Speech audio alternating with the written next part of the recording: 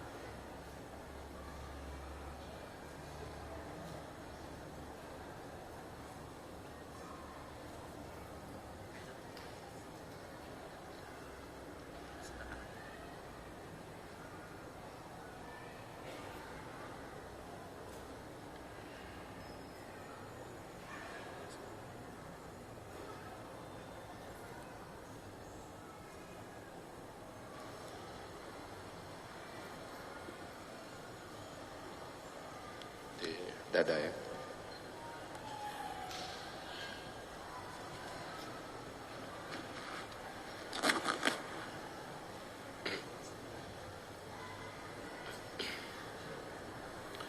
Bismillahirrahmanirrahim. Assalamualaikum warahmatullahi wabarakatuh.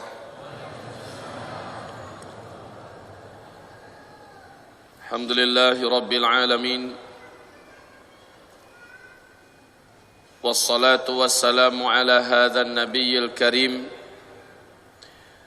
وعلى آله وصحبه أجمعين ومن تبعه بإحسان إلى يوم الدين وبعد. عباد الله معاشر المسلمين، أرشدني وإياكم الله.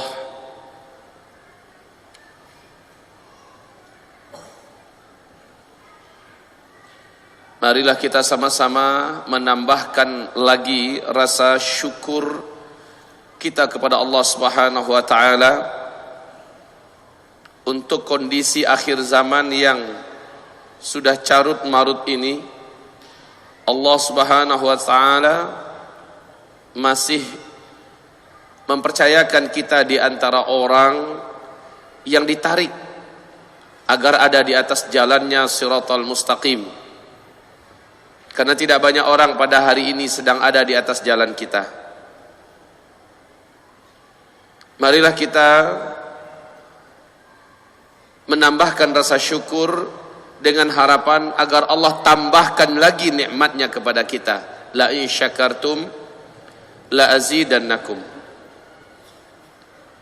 Kemudian kita bersalawat untuk kekasih Allah, kecintaan dan Habib kita bersama Sayyidina Muhammadin Rasulullah sallallahu alaihi wasallam, juga untuk seluruh keluarganya, para sahabat-sahabatnya, dan siapapun yang mengikutinya dengan ihsan sampai hari kiamat. Yang kita muliakan, kita cintai Ustadz Arifin Ilham, semoga Allah senantiasa menjaga dan memeliharanya. Semoga umat ini tetap terbimbing di bawah asuhannya. Yang kita cintai, yang kita muliakan, guru kita Abah Raud, yang Masya Allah saat beliau menyampaikan pengantar tadi, saya melihat seperti ada anak muda yang berapi-api menyampaikan ilmu. Saya katakan tadi, Abah seperti syabab menyampaikan ilmu. Syabab adalah seorang pemuda. Kaum muslimin, seluruh sahabat-sahabat kami dalam majlis az-zikra yang Masya Allah jibaku siang malam mereka, semoga Allah Subhanahu wa Ta'ala masukkan mereka di antara para kekasihnya di langit sana. Amin ya Rabbal Alamin. Akhir-akhir ini tanpa pernah saya rencanakan, saya digelari orang Ustadz akhir zaman. Padahal seluruh kita manusia akhir zaman. Guru akhir zaman. Kiai akhir zaman. Karena memang kita sedang hidup di akhir zaman. Saya akhirnya pasrah, ridho dan ikhlas dikasih stempel Ustadz akhir zaman. Spesialisasi saya ketika di Timur Tengah adalah tafsir dan akidah. Saya fokus dalam pembahasan-pembahasan yang berkaitan dengan akidah. Seandainya Bapak Ibu melihat di YouTube beberapa ceramah saya, dan ke depan saya bertekad ingin mengkhatamkan tafsir Al-Quran dengan izin Allah Subhanahu wa Ta'ala sebagai amanah ilmu yang ada, termasuk pembahasan akhir zaman. Ingin saya lebih rincikan lagi agar umat dapat mengetahui seluk-beluk akhir zaman ini lebih tajam. Pertemuan kita di Masjid Az-Zikra ini kita belah menjadi dua. Yang pertama, menjelang zuhur saya akan sampaikan tentang pengantar atau asas akhir zaman. Saya akan uraikan kepada Bapak Ibu, kita memang benar-benar hidup di akhir zaman. Ini yang pertama. Selepas sholat zuhur, jika memungkinkan, saya sampaikan dua hal. Yang pertama, membedah tentang Dajjal. Dan yang kedua, ini kita jadikan penutup, persiapan dan amalan apakah yang harus kita segera lakukan dalam rangka menyambut huru hara dan petaka-petaka besar akhir zaman, agar kita termasuk di antara hamba Allah yang selamat agama, selamat dunia, selamat akhirat. Ini yang paling penting. Kalau ada yang sudah berniat hanya sampai zuhur, maka baiknya urungkan lagi niatnya. Belum tentu Allah akan kasih rezeki seperti hari ini. Dan belum tentu seorang hamba Allah Zulkifli Muhammad Ali masih punya umur sampai besok. Hari ini adalah milik kita, maka pastikan jangan lepas kemana-mana. Hari ini kita raja dari waktunya, maka jangan sampai kita diatur oleh waktu yang lain yang tidak lebih penting daripada ini. Kaum muslimin, hamba-hamba Allah sekalian yang saya muliakan, tentang akhir zaman. Di dalam hadis sahih Imam Muslim, Umar ibn Khattab, semoga Allah ridha kepadanya, bercerita, ketika kami sedang duduk-duduk mengelilingi Nabi Muhammad, bainama nahnu julus inda Nabi sallallahu alaihi wasallam, idh tala'a alaina rajul shadidu bayadhi thiyab shadidu sawadi sya'r la yura alaihi atharu safar wa la ya'rifuhu ahadun minna. Tiba-tiba datang seorang lelaki ke tengah-tengah kami, sangat putih baju jubahnya, bersih sekali, sangat hitam rambutnya, lebat ikal, dan bersih sekali, wajahnya pun menawan. Tidak nampak orang ini tanda-tanda habis melakukan safar yang jauh. Lah dulu itu nggak ada pesawat, dulu itu tidak ada mobil. Kalau orang lepas dari safar ketahuan pak, mukanya kusut, rambutnya semrawut, bajunya juga lusuh. Tapi ini nggak nampak sedikit pun, bersih banget. Mendadak muncul, Satu kota Madinah enggak ada yang kenal dengan laki-laki ini. Fajalasa ila Nabi sallallahu alaihi wasallam fasnada rukbatih ila rukbatih. Dia duduk tepat di hadapan Nabi, diadunya kedua lututnya dengan kedua lutut Nabi Muhammad sallallahu alaihi wasallam. Wa wada'a kaffaihi ala fakhidhaihi. Kedua telapak tangannya dia letakkan di atas kedua paha Nabi Muhammad sallallahu alaihi wasallam. Face to face, wajah melihat kepada wajah, menatap mata kepada mata. Kayak udah akrab sekali. Langsung dia bertanya, ya Muhammad, akhbirni anil Islam. Hai Muhammad, kabarkan kepada saya tentang Islam. Maka Nabi menyampaikan rukun Islam yang 5. Ini akhirnya menjadi dalil oleh para ulama Ahlus Sunnah wal Jamaah tentang rukun Islam yang 5 itu. Mana dalilnya? Ini hadisnya. Setelah Nabi menjawab, apa kata orang ini? Sodaqta. Jawaban engkau benar. Fa'ajibna minhu yas'aluhu wa yusaddiquh. Heran kami dengan orang ini. Dia yang datang, dia yang bertanya, dijawab Nabi pertanyaannya, dia pula yang membenarkan. Siapa nih orang? Dia kembali bertanya, akhbirni anil iman. Kabarkan kepadaku tentang iman. Apakah iman itu? Nabi menjawab dengan rukun iman yang 6. Setelah Nabi menjawab, sekali lagi dia berkata, sodakta. Bagus, jawaban ini juga tepat. Kemudian dia bertanya tentang ihsan. Nabi menjawab, anta'budallah ka'annaka tarah, fa in lam takun tarah fa innahu yarak. Engkau beribadah kepada Allah seolah-olah engkau sedang melihat Allah. Jika tidak mampu engkau beribadah kepada Allah, engkau yakin Allah sedang melihat kepada engkau. Itu yang ihsan. Barulah dia bertanya, matas sa'ah. Hai Muhammad, kapan kiamat terjadi?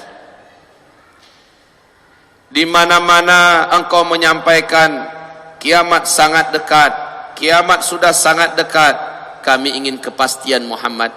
Matas sa'ah, kapankah kiamat itu akan terjadi? Tepatnya kapan? Nabi sebagai seorang as-sadiqul masduq menjawab, mal mas'ulu anha bi'a'lama minas sa'il. Sorry, untuk pertanyaan yang ini tidaklah orang yang ditanya lebih tahu daripada orang yang bertanya. Saya tidak tahu. Kesimpulan ini menjadi pegangan ulama Ahlus Sunnah wal Jamaah sampai hari kiamat. Tidak seorang pun makhluk, tidak seorang pun manusia di bumi ini sampai kiamat yang tahu kapan kiamat itu akan terjadi. Tanggalnya, bulannya, tahunnya. Ke depan, kalau bapak semua, ibu-ibu mendengarkan ada ramalan kiamat, bagaimana prinsip kita?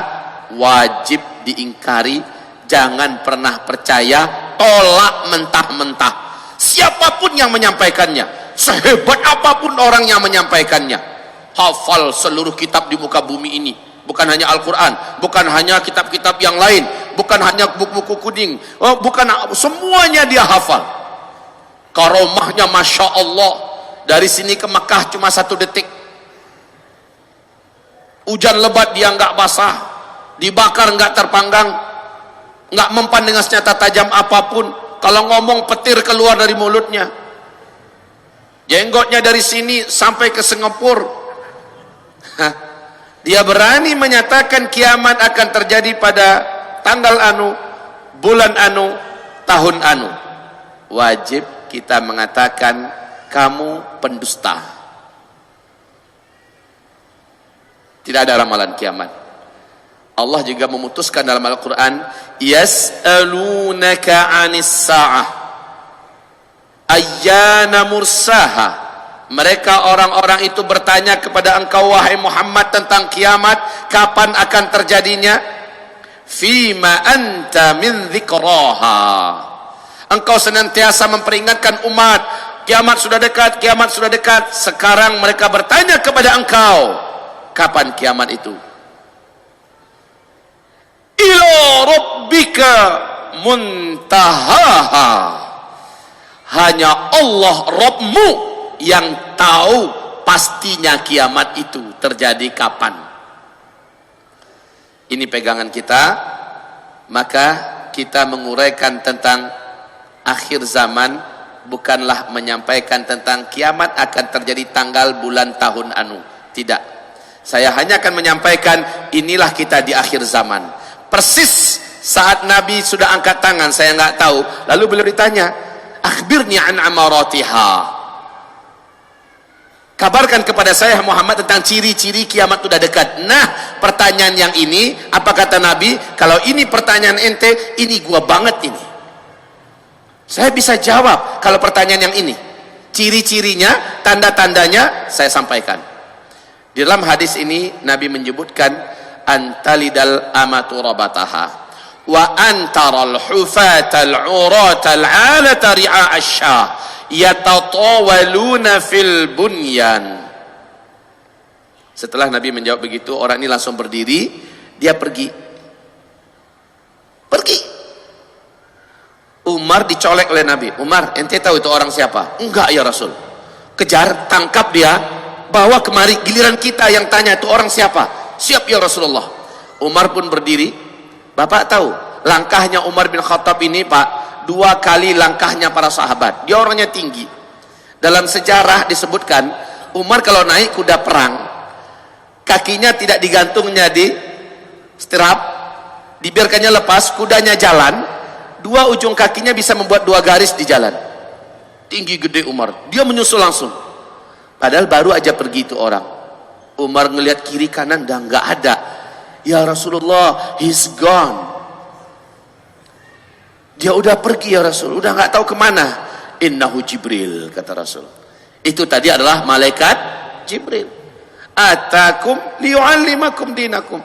Datang kemari khusus ingin ngajarin kalian semua isi agama ini. Jadi isi agama dalam hadis itu ada 4. Islam, iman, ihsan, dan ilmu tentang tanda-tanda kiamat. Ini penting, Pak. Kalau mau belajar agama ini, belajarlah dari Islam, fikih-fikih. Belajar tentang iman, tauhid, akidah. Belajar tentang ihsan, ya, yang berkaitan dengan sufi dan segala macamnya. Belajarlah tentang ilmu tentang tanda-tanda akhir zaman, karena kita akan ada di tengah-tengah itu. Baik. Jawaban Nabi ini yang paling penting kita bedah. Antalidal amatu rabataha wa antaral hufatal uratal alah ri'a asyah yatatawaluna fil bunyan. Ciri kiamat sudah sangat dekat adalah jika engkau memasuki satu zaman, orang yang hidup pada zaman itu dulunya mereka miskin-miskin, kere-kere, penggembala ternak. Saking miskinnya mereka tidak punya alas kaki dan telanjang dada. Yatatawaluna fil bunyan, tiba-tiba mereka menjadi kaya raya, berkuasa, berlomba-lomba, berbangga-bangga membangun gedung-gedung yang tinggi. Jika zaman itu engkau temukan, jarak masa antara engkau dengan kiamat sudah sangat-sangat dekat. Ini hadis Imam Muslim. Di dalam hadis Imam Ahmad, Abu Hurairah bertanya kepada Rasulullah, "Ya Rasul, siapakah yang engkau maksud? Miskin, penggembala ternak, tiba-tiba menjadi kaya raya, dan mereka berkuasa, lalu mereka berlomba-lomba, berbangga-bangga membangun gedung-gedung yang tinggi. Siapakah yang engkau maksud itu, wahai Rasulullah?" Jawaban Nabi sangat menakjubkan. Humul Arab. Humul Arab. Mereka adalah bangsa Arab. Lihat ini hadis, lihat realitanya sekarang. Sebelum minyak bumi ditemukan, Arab masih namanya Jazirah Arab. Miskin, Pak. Gurun Sahara luas, tandus, seperti nggak punya masa depan, nggak punya harapan. Masyarakatnya memang mengandalkan beternak semampunya. Tapi saat minyak bumi ditemukan, apa yang terjadi Pak? Mereka langsung berubah menjadi negara petrodolar. Masing-masing mendirikan negara sendiri-sendiri. Arab Saudi, Kuwait, Qatar, Uni Emirat Arab, Bahrain, Oman, dan Yaman. Masya Allah, lihat apa yang mereka buat hari ini.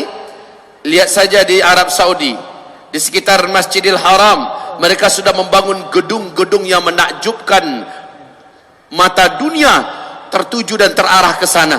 Gedung-gedung yang lebih tinggi daripada bukit-bukit yang ada. Kayak tenggelam Ka'bah dibuatnya kaum muslimin. Lihat Masjid Nabawi dikitari oleh hotel-hotel bintang 5, besar-besar dan tinggi-tinggi, mewah-mewah. Silahkan datang ke Riyadh. Gedung-gedung yang dibangun di masa Pangeran Salman dulu masih menjadi pangeran, sangat menakjubkan, yang menyulap Riyadh menjadi kota metropolitan ala Eropa. Silahkan datang ke Taif, negeri gersang, tandus, nan panas. Hari ini Taif disulap menjadi kota yang menawan dan menakjubkan. Silahkan datang ke Jeddah. Siapa yang tidak kenal dengan Jeddah? Persimpangan dunia, pusat perdagangan Timur Tengah, menjadi kota yang sangat menyilaukan mata. Itu baru Arab Saudi. Sekarang kita lihat Kuwait. Ada punya rezeki, silahkan lihat bagaimana ibu kota Kuwait. Allahu Akbar. Duit bagi mereka sudah tidak ada serinya. Masya Allah, mereka bangun gedung-gedung super mewah yang membuat mata-mata dunia memang harus mengangguk-angguk penuh ketakjuban. Sekarang lihat Abu Dhabi. Abu Dhabi ibu kotanya Qatar. Bapak akan betah tinggal di sana dan tidak percaya kalau sedang ada di Arab. Lihat Dubai, bahkan gedung tertinggi di dunia hari ini adanya di Dubai. Namanya Burj Khalifah. Burj Khalifah, ketinggiannya 828 meter. Ini gedung tertinggi nomor 1 dunia saat ini. Arab itu Pak. Gimana sekarang? Masya Allah, sudah selesai perlombaan membangun gedung? Tidak. Di Jeddah hari ini masuk tahun ke-6. Di tepi Laut Merah sedang dibangun gedung yang akan mengalahkan gedung tertinggi di dunia yang ada di Dubai. Gedung yang ada sekarang ini direncanakan selesai tahun 2018. Nama gedungnya Kingdom Tower. Proyek ini langsung dipegang oleh Pangeran Al-Walid bin Talal. Ketinggian gedung direncanakan 1,2 kilometer. Arab. Siapakah orang yang kau maksud ya Rasulullah? Humul Arab. Mereka adalah bangsa Arab. Jika zaman itu sudah engkau temukan, maka jarak masa antara engkau dengan terjadinya kiamat sudah sangat-sangat dekat. Ini yang pertama. Yang kedua, ibadah Allah yang kami muliakan, ada yang bertanya nanti, Pak Ustadz, kami ada baca hadis, kami ada dengar Ustadz Kiai menyampaikan, selama di bumi ini masih ada orang yang masih kenal dengan Allah, masih dapat melafazkan kalimat Allah, walaupun sisa 1 orang lagi, Allah akan tunda kiamat 40 tahun lagi. Lah Pak Ustadz, kita kan sekarang 1,7 miliar banyaknya di bumi, berarti lama lagi tuh kiamat Pak Ustadz. Ya kan? Betul? Ada yang beralasan dengan hadis ini, hadis itu betul, memang ada. Tapi penjelasannya gimana? Lihat berikut ini. Nabi dalam hadis Imam Ahmad, dinyatakan hadis ini sahih oleh Syekh Ahmad Syakir, takunun nubuwah fikum masyaallah an takun. Umatku, kata Nabi, akan menjalani fase sejarah 5 fase. Setelah fase ini habis, yang kelima, seluruh umatku habis di muka bumi. Lihat 5 fase. Yang pertama kata Nabi, takunun nubuwah fikum masyaallah an takun. Fase yang pertama adalah fase kalian dipimpin oleh nabi kalian. Fase kenabian. Boleh saya menulis? Yang agak jauh, Fokus, lihat, perhatikan. Takunun nubuwah fikum masya Allah an takun.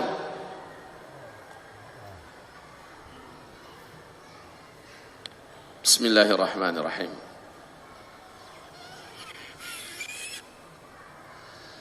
Lima fase. Fase yang pertama Nabi menyebutkan fase kenabian. Yang memimpin umat adalah langsung Nabi Muhammad sallallahu alaihi wasallam. Thumma yarfa'uha Allah idza syaa'a ayarfa'aha. Allah pasti akan mengangkat fase itu jika menurut Allah waktunya dah habis. Fase ini telah berakhir dengan wafatnya Nabi Muhammad sallallahu alaihi wasallam. Lalu kalian masuk pada fase kedua. Thumma takunu khilafatan ala minhajin nubuwah. Lalu kalian masuk pada fase kekhalifahan dengan konsep kenabian. Yang memimpin umat Islam adalah para khalifah Rashidah. Dan Rasulullah langsung menyebutkan lama fase ini hanya 30 tahun. Thumma yarfa'uha idza syaa'a ayarfa'aha. Fase ini akan Allah angkat, akan berakhir jika menurut Allah waktunya sudah habis. Wafatnya Khalifah Ali bin Abi Thalib adalah akhir dari fase yang kedua. Kemudian kalian masuk pada fase ketiga, kata Nabi. Thumma takunu mulkan 'addan. Fatakunu masya Allah an takun thumma yarfa'uha idza syaa'a yarfa'aha. Fase yang ketiga, kalian akan dipimpin oleh para khalifah-khalifah yang menggunakan sistem kerajaan. Ini adalah fase yang ketiga. Gelar pemimpinnya tetap khalifah, akan tetapi sistem yang mereka gunakan sistem kerajaan.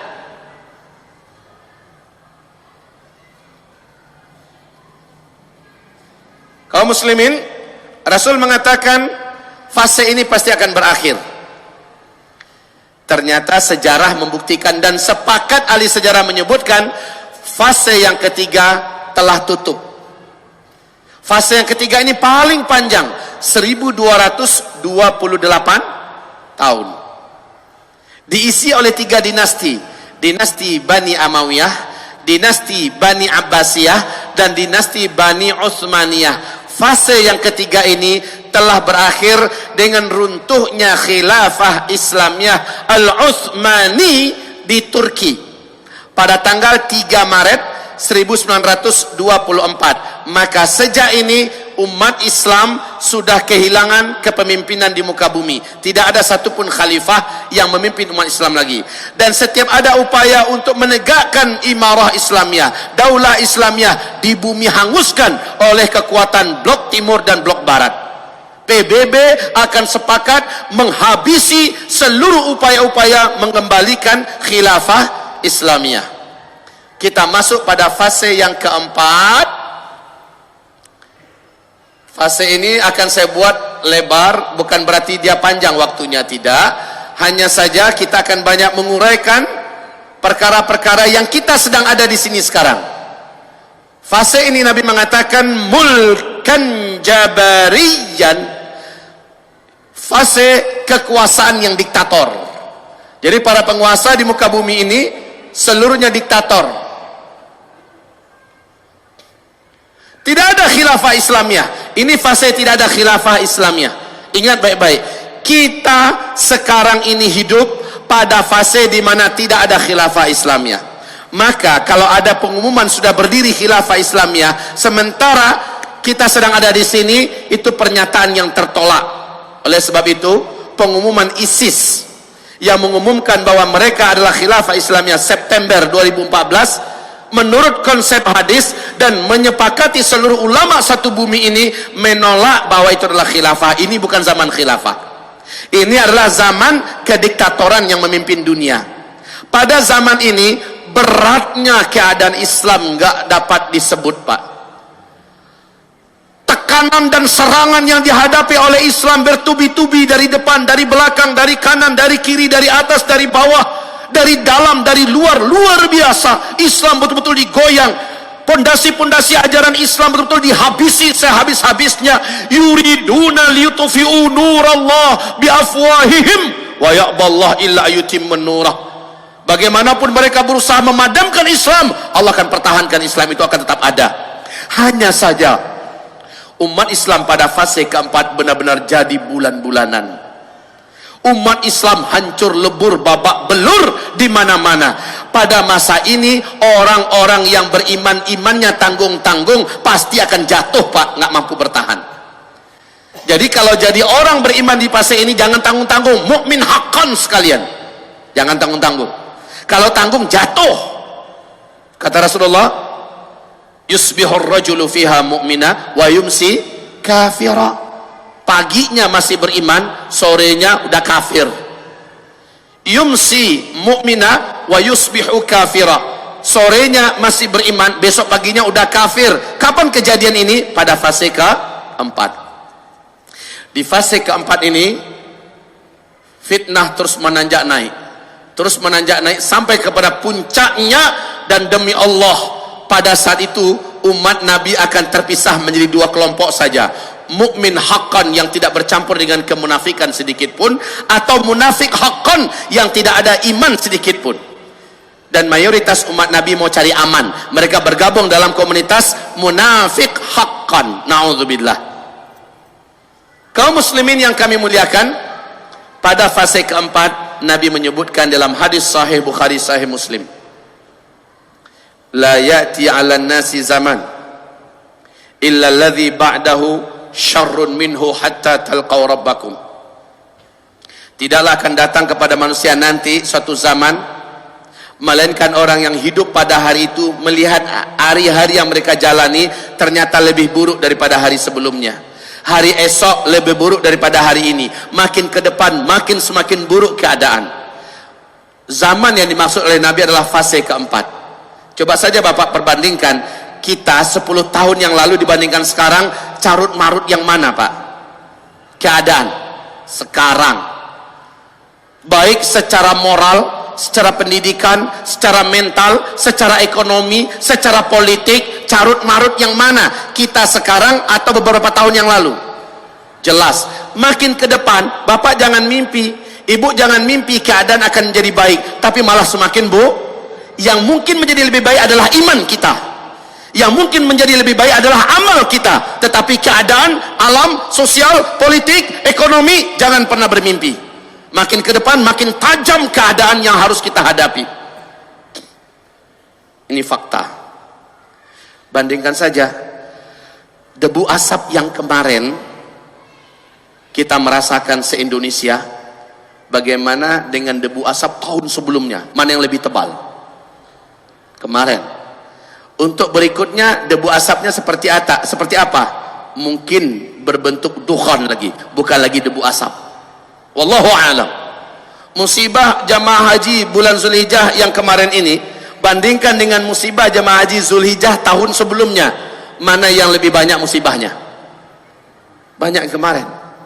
Lihat kaum muslimin, kekacauan yang terjadi di Timur Tengah tahun yang lalu dibandingkan tahun sekarang, lebih carut marut tahun yang sekarang. Kedepannya akan lebih parah. Bencana demi musibah di mana-mana susul menyusul juga jauh lebih hebat, lebih berat daripada sebelumnya. Intinya pada fase ini kita akan melihat umat Nabi betul-betul dibelasah sejadi-jadinya. Wallahi, seandainya iman kita tanggung-tanggung, berislam gak mau kafah, saya khawatir kita termasuk yang tidak mampu bertahan, lalu berguguran di atas jalan dakwah, berguguran di atas jalan Allah, tidak termasuk di antara hamba yang diakui lagi oleh Allah. Wa minan nas may ya'budullah ala harf, in asabahu khairun itma'anna bih, wa in asabahu fitnatun inqalaba ala wajhihi khasirat dunya wal akhirah. Di antara manusia ada yang menyembah Allah di pinggir-pinggir, kalau baik aja keadaan dia tenang, tapi kalau ada musibah dan ujian maka mereka segera lari ngacir, dia lepaskan dan dia tinggalkan agamanya. Khawatir Pak, di fase keempat, fase akan banyaknya kemurtadan dari umat Nabi di muka bumi ini. Perlu saya sampaikan ini agar setelah disampaikan Bapak periksa diri masing-masing dan keluarga. Apakah kualitas iman kami sekeluarga sudah siap menghadapi petaka dan bencana akhir zaman? Jika belum, segera di-upgrade. Jika belum, segera diperbaharui dan diperkuat. Pastikan setiap kita qu anfusakum wa ahlikum nara. Pastikan setiap kita memastikan dirinya dan keluarganya tidak termasuk di antara yang hancur, hanyut dan celaka, murtad dan sengsara. Lanjut. Fase keempat ini pasti berakhir. Nanti saya akan fokus di sini. Fase keempat ini pasti berakhir, sekarang belum. Langsung masuk pada fase yang kelima. Ini adalah fase di mana Rasulullah sallallahu alaihi wasallam sebutkan umat Islam dan manusia di muka bumi ini jumlahnya sudah menjadi sepi. Manusia sudah jadi sepi di bumi. Sebab apa? Pada fase ini sangat banyak nyawa-nyawa di muka bumi yang berterbangan. Karena musibah, karena bencana, karena peperangan, pembantaian segala macamnya terjadi di penghujung fase yang keempat. Masuk di sini dunia tenang, setenang-tenangnya. Bumi saat itu sudah kembali dipimpin, ini fase kelima ya, dipimpin oleh khilafah ala minhajin nubuwah ta'ummul arda. Di hadis yang lain, khilafatan ala minhajin nubuwah thumma sakat. Fase penutup, khilafah akan kembali tegak di muka bumi. Dunia akan kembali dipimpin oleh umat Islam, dan Allah janjikan ini dalam Al-Quran. Quran surat An-Nur surat 24 ayat yang ke-55. Allah bersumpah, Allah berjanji kalian akan kembali menjadi pemimpin di dunia. Sebelumnya kalian telah memimpin dunia, lalu kalian mengalami kekosongan kepemimpinan, dan Allah janji kalian akan kembali menjadi khalifah di muka bumi. Janji Allah di surat An-Nur. Bapak Ibu, tahukah Bapak Ibu syaratnya apa untuk sampai ke sini? Syaratnya umat Islam benar-benar ada di puncak ketidakberdayaan, barulah Allah berikan kemenangan. Makin ke atas berarti makin berat yang akan dijalani oleh umat Nabi, barulah Allah beri kemenangan. Aneh saja, di New York Times, majalah Amerika Serikat paling bergengsi, CIA, Intelijen Amerika Serikat, berani memberikan pernyataan seperti ini, Pak. Dunia di masa depan akan kembali digenggam oleh khilafah Islamiyah. Menurut hitungan kami, kata CIA, menurut hitungan kami, dunia akan kembali dipimpin oleh khilafah Islamiyah tahun 2020. Tahun 2020. Jika yang mereka katakan benar, sekarang 2016. Berarti sudah sangat dekat untuk sampai ke fase kelima. Jawaban dari kita adalah jangan percayai dan yakini yang mereka katakan, sekedar dengar dan tahu nggak apa-apa. Ya. KGB Rusia, intelijen Rusia mengatakan puncak jaya-jayanya khilafah Islamiyah masa yang akan datang adalah pada tahun 2025. Ini menurut KGB Rusia. Kalau CIA mengatakan startnya 2020, menurut Rusia puncak-puncak jayanya 2025. Sementara kita dengarkan dari Nabi, fase kelima hanya berlangsung dari 7 tahun, 8 sampai 9 tahun paling lama. Berarti hanya anggaplah paling lama 9 tahun saja. Fase kelima ini enggak lama, jangan mimpi, jangan berpikir 1000 tahun. Sekian ratus tahun, enggak nyampe, hanya 7, 8 atau 9 tahun saja fase ini berakhir. Siapakah yang memimpin bumi umat Islam pada masa ini? Cucu kandung keturunan Nabi Muhammad dari ahlul baitnya, Al-Mahdi. Ya, Al-Mahdi. Beliau yang akan memimpin. Jumlah wanita dibandingkan laki-laki pada fase kelima, 1 laki-laki berbanding 50 wanita. Udah mulai mikir, udah nggak kepikiran lagi saat itu. Saatnya poligami. Pada saat ini kaum muslimin, kaum lelaki 1 berbanding 50. Pada kemana tuh laki-laki? Di fase keempat penghujung, Allah mengangkat sebanyak-banyaknya kaum lelaki di muka bumi ini dalam agenda-agenda yang telah dijadikan takdir oleh Allah Subhanahu wa taala. Nanti akan saya bacakan yang membuat bapak-bapak bersiap-siaplah menyongsong takdir. Kita nggak lama lagi. Kita yang laki-laki, ibu-ibu bagaimana? Ada persiapan khusus yang mesti ibu persiapkan. Semoga ibu-ibu yang ikut dalam majelis ilmu pada pagi hari ini termasuk ibu-ibu akhir zaman yang masih beriman. Amin. Baik kaum muslimin, fase ini pasti berakhir kata Nabi. Pasti berakhir. Jadi jika fase pertama dimulai oleh Nabi, ini adalah start, dan fase kelima adalah finish. Di sini umat Islam habis sehabis-habisnya. Umat Islam habis sehabis-habisnya serentak. Apa yang terjadi? Terjadi tanda besar kiamat yang ketujuh di sini. Tanda besar kiamat yang ketujuh yang mewafatkan seluruh umat Nabi dan orang Islam, orang beriman di muka bumi ini serentak di muka bumi, habis sehabis-habisnya. Ingat kaum muslimin, Nabi bersabda sallallahu alaihi wasallam, jarak masa antara saya diutus dengan umat saya wafat serentak di muka bumi. Hadis ini diriwayatkan oleh Abu Daud. Hadis ini statusnya dhaif jiddan. Karena dhaif jiddan, adabnya sampaikan status hadis itu dan tidak boleh dibina di atasnya akidah dan keyakinan. Cukup sekedar umat tahu, tapi sampaikan kepada mereka, jangan dijadikan sebagai akidah, jangan dijadikan sebagai keyakinan. Hanya karena jalur hadis ini turuknya banyak, maka naiklah statusnya kepada hasan li ghairi. Rasulullah menyebutkan, umur umat saya sejak saya diutus sampai kepada wafatnya serentak umat ini, di sisi Allah hanya 1 hari saja. 1 hari saja di sisi Allah umur umat Nabi ini. 1 hari di sisi Allah, kita menghitung di dunia berapa Pak? Buka surat As-Sajdah ayat 5. 1000 tahun. Yudabbirul amra minas samai ilal ard thumma ya'ruju ilayhi fi yawmin kana miqdaru alf sanatin mimma ta'uddun. 1 hari Allah menghitung kamu di dunia menjalaninya 1000 tak. Maka Nabi mengatakan, sejak saya diutus dengan wafatnya serentak umatku di muka bumi, Allah takdirkan buat mereka hanya 1 hari saja.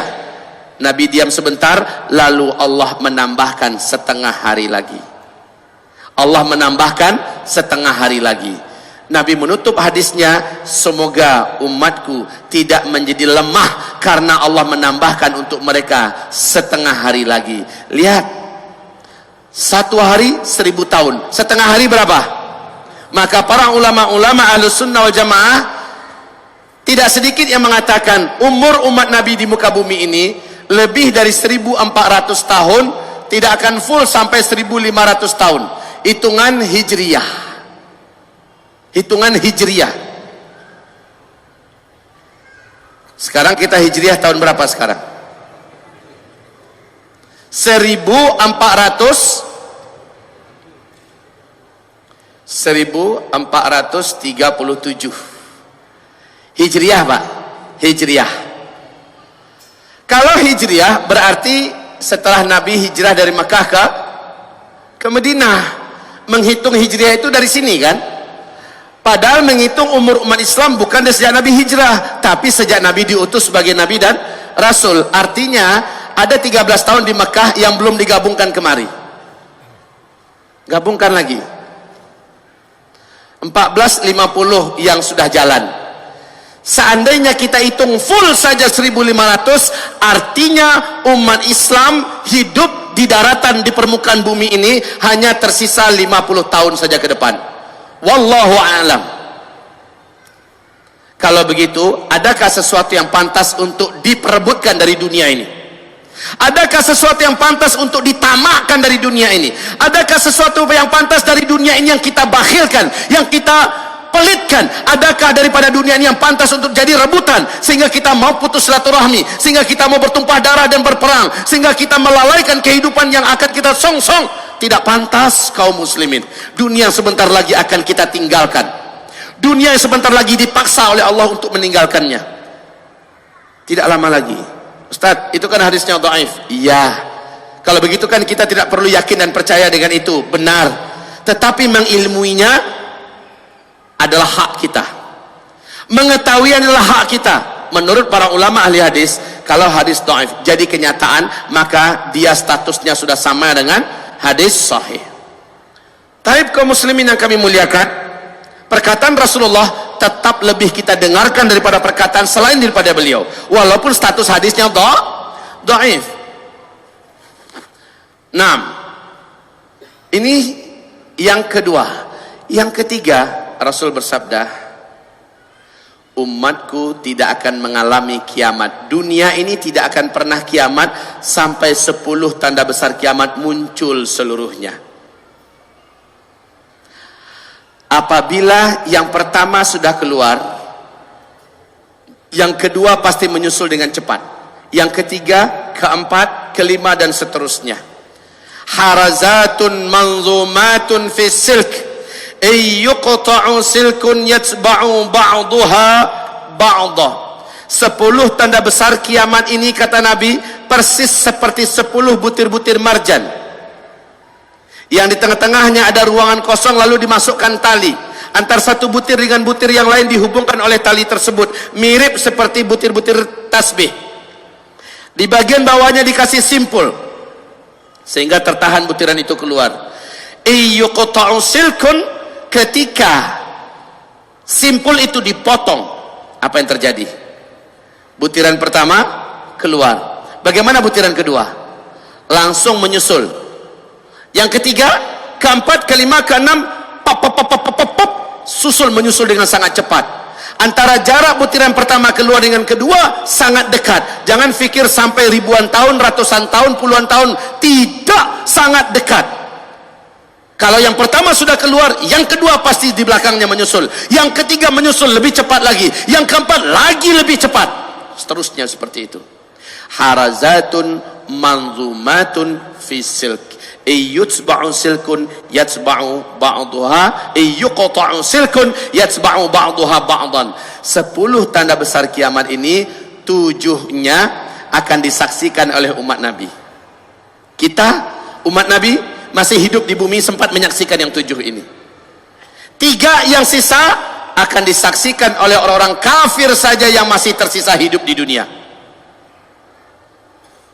Apa yang 7? 7 itu 4-nya ada pada fase keempat, ya. Kemudian 3-nya terjadi pada fase kelima. Mari kita saksikan bersama-sama uraiannya berikut ini. Kalau Bapak Ibu membaca buku-buku tentang hadis-hadis fitnah akhir zaman, insya Allah Bapak Ibu akan bingung membacanya.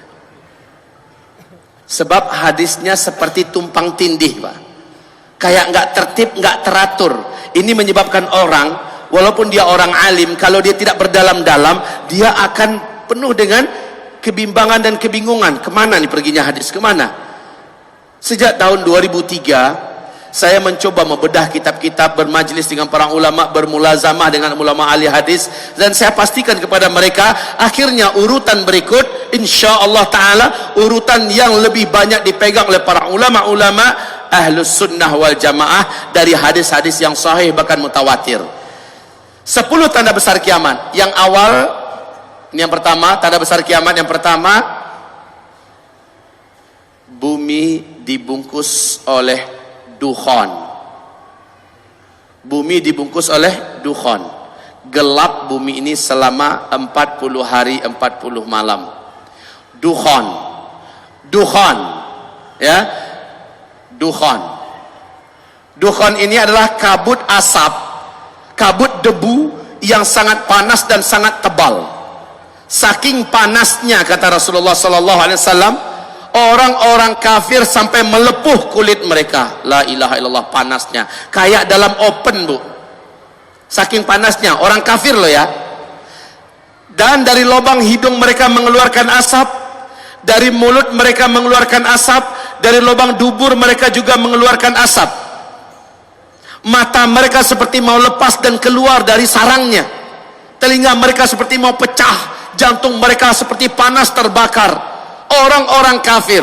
Dan orang-orang yang beriman hanya imannya menyimpang. Orang-orang Islam yang hobi buat dosa dan maksiat, kata Rasulullah sallallahu alaihi wasallam, mereka sama tersiksanya seperti orang kafir. Akan tetapi umatku yang beriman, imannya lurus, dan amal soleh mereka banyak sebelum itu terjadi, mereka aman. Saat dukhon sudah lenyap, matahari kembali nampak, orang-orang yang beriman dan yang amal solehnya banyak sebelum kejadian itu hanya seperti terserang flu dan demam saja. Kulitnya utuh, tubuhnya utuh, dia sehat, dia selamat, hanya seperti terserang flu dan demam saja.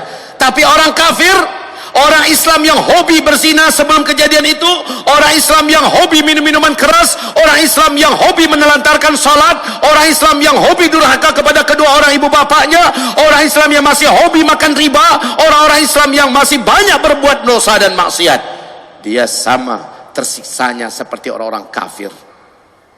La haula wala quwata illa billah. Dukhon ini 40 hari 40 malam. Bumi ini gelap gulita. Kalian tidak mampu membedakan kapan siang, kapan malam.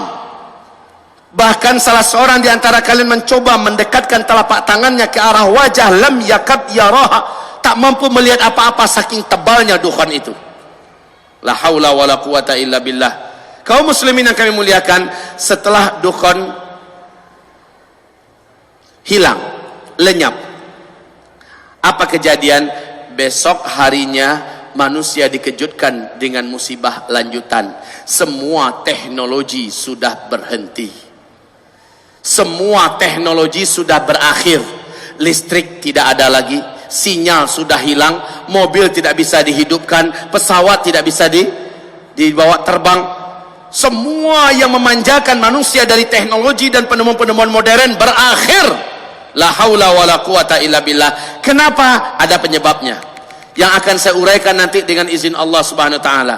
Saya bahagia, saya bangga, saya bersyukur dikasih oleh Allah kesempatan bisa bicara dengan sebanyak-banyak manusia seperti sekarang di sini. Dan saya yang paling bersyukur sekali, Abah, dikasih waktu 6 jam. Ini yang lama saya rindukan. Saya rindu bisa bicara lebih lama. Dan selama ini saya hanya bisa melampiaskan itu di Malaysia. Di Malaysia dari pagi sampai menjelang maghrib saya bicara akhir zaman. Di sini kali pertama di Indonesia saya akan berbicara 6 jam. Kaum muslimin, ini belum apa-apa dibanding yang mulia Rasulullah. Rasulullah kata para sahabat, bicara tentang akhir zaman, sejak lepas salat subuh beliau naik ke atas mimbar. Beliau ceramah sampai masuk waktu zuhur. Masuk waktu zuhur beliau turun mengimami kami sholat berjamaah. Habis zuhur naik lagi ke atas mimbar, lanjut sampai asar. Asar beliau turun mengimami sholat asar, lepas itu naik lagi, lanjut sampai maghrib. Sehingga kata para sahabat seperti Abu Hurairah berkata, tidak ada seorang pun di antara kami yang berani beranjak dari tempat duduknya. Yang ingat dengan apa yang Nabi sampaikan adalah yang paling banyak catatannya dan yang paling kuat hafalannya. Satu hari penuh, Pak. Jadi masih kalah anak muda seperti Zulkifli kalau menyampaikan ini. Maka ketika Abah Rauf tadi mengatakan jangan pergi kemana-mana ya, ini sunnahnya memang demikian. Dalam majelis ilmu, sahabat telah membuktikan setianya mereka mendengarkan. Mereka tidak berani keluar. Apalagi materi kita saya bedah dua, materi amalan dan persiapan apakah yang harus segera kita siapkan dan kita kerjakan sekarang, itu selepas zuhur. Baik kaum muslimin, saya lanjutkan. Dukhan, kabut debu yang panas sangat tebal. Selepas dukhan teknologi musnah. Iklim udara di dunia menjadi panas. Sementara ketika orang keluar, sudah banyak bangkai-bangkai yang berserakan. Apakah bangkai binatang atau bangkai manusia yang tidak mampu bertahan meninggal dunia. 40 hari Pak, dibungkus oleh kabut debu yang teramat panas. Maka banyak sekali daun-daun, bunga-bunga segala macamnya, burung-burung yang mati.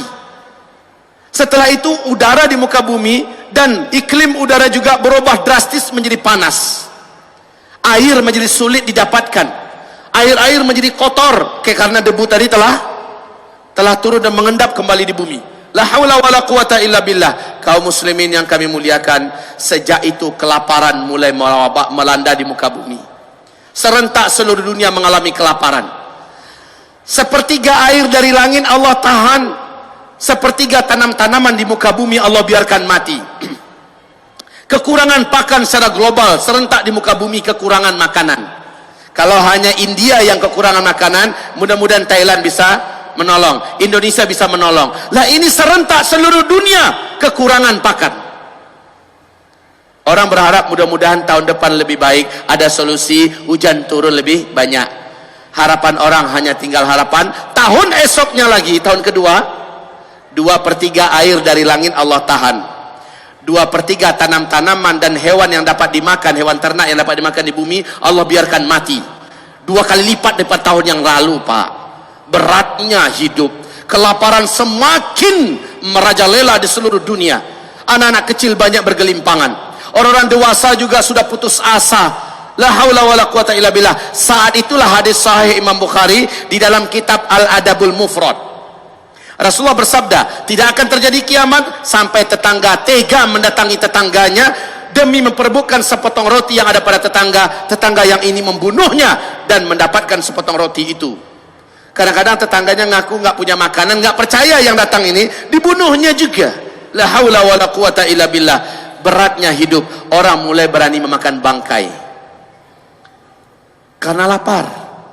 Macam di Suriah, Pak, bangkai kucing pun dimakan orang, bangkai tikus pun dimakan orang karena lapar.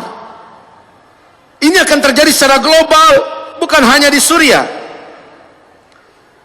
Setelah itu tahun ketiga, sama sekali air tidak turun dari langit, sama sekali tanam-tanaman dan hewan ternak yang dapat dimakan di muka bumi mati. Disitulah sahabat bertanya kepada Rasulullah, ya Rasulullah, bagaimana kami melanjutkan hidup ketika makanan saat itu sudah tidak ada? Bagaimana kami bisa bertahan ketika makanan sudah putus, air tidak ada? Nabi menjawab, makan minum kalian saat itu adalah zikir. Subhanallah walhamdulillah wa la ilaha illallah wallahu akbar. Kalian baca terus, niatkan untuk mengenyangkan perut kalian, Allah akan kenyangkan perut kalian.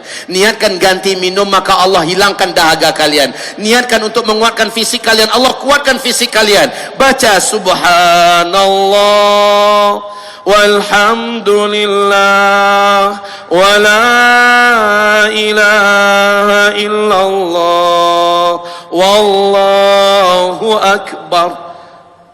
Zikir adalah makanan kalian, zikir adalah minuman kalian. Kalau di sini kita dilatih untuk bagaimana berzikir, maka ke depan latih lagi zikirnya lebih hebat lagi. Anggap zikir kita selama ini kurang, berlatihlah agar berzikir sebenar-benarnya. Di kitab Zikir Akhir Zaman, kitab yang sudah kita siapkan Bapak Ibu, diajarkan bagaimana cara menyambut energi zikir yang selama ini terpendam.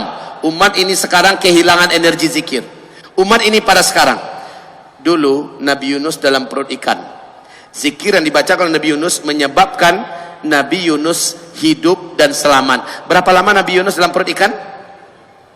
40 hari 40 malam.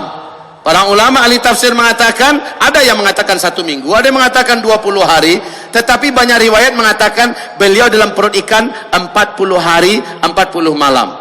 Dukhan berapa lama? Sama, 40 hari 40 malam. Nabi Yunus dalam perut ikan ada oksigen enggak?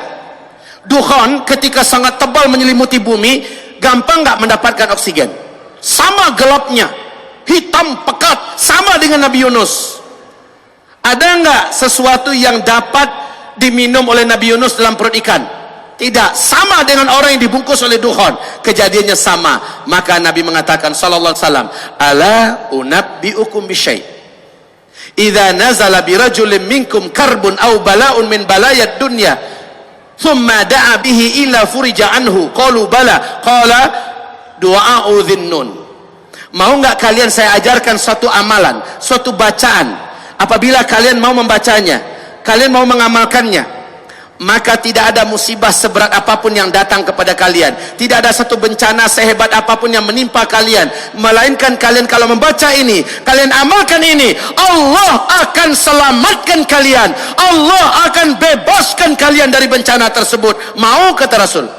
Para sahabat menjawab, qalu bala, mau ya Rasul, mau. Nabi mengatakan, du'a'u dhinnun, doa dhunnun. Dhunnun itu adalah gelarnya Nabi Yunus. La ilaha illa anta subhanaka inni kuntu minaz zalimin. La ilaha illa anta subhanaka inni kuntu minaz zalimin. Sama-sama baca. La ilaha illa anta subhanaka inni kuntu minaz zalimin. La ilaha illa anta subhanaka inni kuntu minaz zalimin. La ilaha illa anta subhanaka inni kuntu minaz zalimin. Terus Nabi Yunus membaca itu dalam kegelapan di perut ikan, di tengah kedalaman laut samudra. Terdengar zikir itu membumbung ke arasy Allah, mengguncang arasy Allah. Lalu Allah perintahkan para malaikat, turun, kalian periksa siapa yang berzikir itu. Allah Maha tahu, tapi Allah ingin beberkan ini kepada makhluk sampai hari kiamat. Malaikat periksa, ternyata zikirnya Nabi Yunus. Maka kata Rasulullah, siapa yang berzikir dengan zikir Nabi Yunus, apapun musibah yang dihadapinya dalam hidup, Allah pasti akan lepaskan dia dari musibah itu. Kesulitan apapun yang dia hadapi dalam hidup, dia zikirkan ini dengan zikir yang sebanyak-banyaknya, Allah akan bebaskan dia dari kesulitan hidup itu. Zikir ini dibaca terus menerus. Baik, kita lanjutkan. Dukhon, itulah dia tahun ketiga setelah dukhon, terjadilah tanda besar kiamat yang kedua. Dan manusia saat itu sudah putus asa untuk hidup. Sampai-sampai orang yang beriman, kata Rasulullah, mereka lewat tepi kuburan. Dia berkata, ini orang beriman loh, orang yang taat, orang yang soleh, lewat di tepi kuburan. Apa katanya? Alangkah bahagianya orang-orang yang ada di dalam tanah itu, kalaulah saya di posisi dia saat ini. Orang beriman, saking beratnya hidup ditahan, ditanggung Bapak, sampai-sampai dia iri dengan orang-orang yang sudah duluan meninggal, yang sudah ada di dalam kuburan. Alangkah bahagianya mereka, padahal belum tentu mereka bahagia dalam kubur. Tapi saking beratnya hidup di dunia. Saat itulah berita kemunculan Dajjal, tanda besar kiamat yang kedua. Dajjal lepas.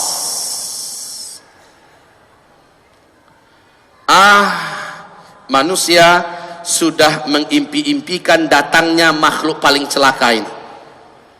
Manusia sudah lama merindu-rindukan datangnya. Kenapa? Didengar kabar Dajjallah yang sanggup menyelamatkan manusia.